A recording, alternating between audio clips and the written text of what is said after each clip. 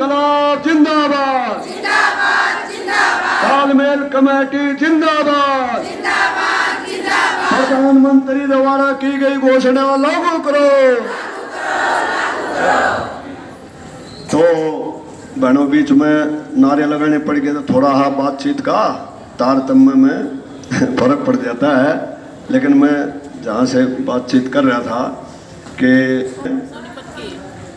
सोनीपत की जो मैं बात कर रहा था कि वहाँ मुख्यमंत्री ने क्या करा, और वह आपके महकमे की मंत्री भी सोनीपत की थी, तो उसने अपने कविता जैन उसने अपने वोटों के चक्कर में आंगनवाड़ी की जितनी वर्कर थी सोनीपत जिले की वह बुला ली।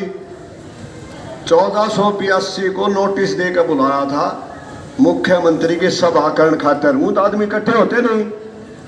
तो उससे पहले सरकार ने जो 7वां वेतन आयोग आया था उसके तहत कहा भाई थारे 1071 रुपये बढ़ेंगे 20% के हिसाब से, तो 1071 रुपये बढ़ेंगे। अब ये चुनावी बात तो उन्हें कह दी। अब क्या हुआ, मुख्यमंत्री ने कहा कि भाई आपके मैंने 640 रुपये बढ़ा दिए। अब लड़कियों ने सोचा भाई इन्हें तो घटा दिए हमारे बढ़ाने के बजाय, ये 1071 अखबारों में दे रहे, इनके मंत्री बयान दे रहे, ये 640 कैसे हुए। तो एकदम से लड़कियां उठ कर चल पड़ी, वहां नहीं बचा कुछ भी, और बाहर आकर नारे लान लग गई। मुख्यमंत्री की बात और आपके डायरेक्टर की बात, और चाहे ज्वाइंट डायरेक्टर हो और चाहे पीओ हो, किससे की ना सुनी, ना डीसीएसपी की सुनी, और नारे लगाने लगी। अब बात क्या थी, बात थी कि मुख्यमंत्री ने घोषणा करी थी जो राज्य ने देना था और जो सेंटर ने देना था वो तो सारे भारत में लागू होता है ना। उसने पहला दिन अपना चुनावी ढंग से बता दिया 1071, लेकिन जब हरियाणा सरकार ने बढ़ाना था तब अपना हिस्सा बताया, तो उससे लड़कियां नाराज हो गई और एक लड़की को उसी रात टर्मिनेट कर दिया और तीनों को फिर बाद में कराया था। और 4 पंच और सरपंच का चुनाव लड़कर टर्मिनेट हो रही थी, दोनों जगह काम कर रही थी, जबकि कानून के तहत एक जगह रह गए। तो वहां पर यहाँ करनाल से भी लड़कियां गई हैं।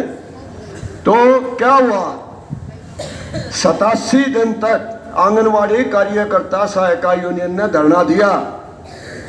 आखिर में मजबूर होकर वो वापस लेनी पड़ी, वह सरपंच वाली पंचे वाली वह भी वापस करवा दी थी।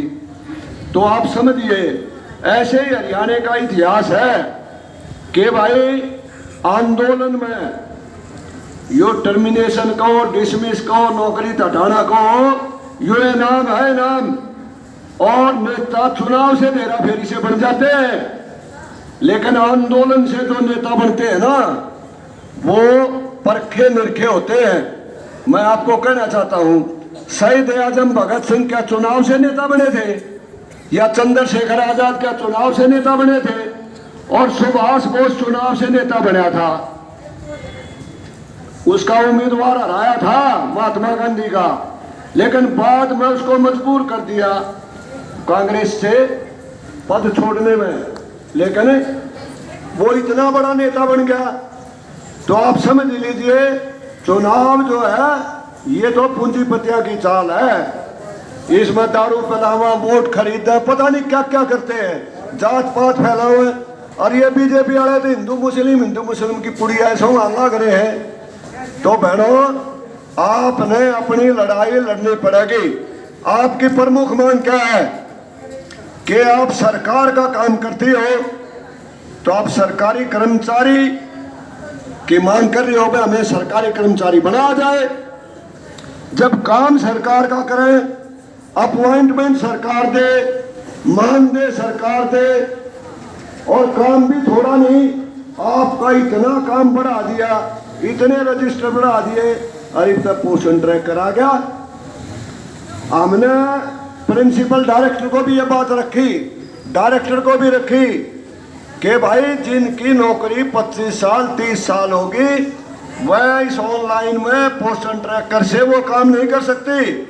आप क्यों जिद कर रहे हो इस बात की? तब वो अनुपमा जो प्रिंसिपल डायरेक्टर थी वो न्यू बोली भाई ठीक है, हम सक्षम लगा देंगे, इनके साथ सक्षम से मदद करा देंगे। नहीं तो उनकी गर्दन ही नहीं मुड़ रही थी इस बात पर। तो कोई भी काम ले आते हैं, थोप देते हैं, और नहीं लड़ोगे नहीं एकता बनाओगे तो कोई रास्ता नहीं है। प्रधानमंत्री ने घोषणा करी थी ना, या था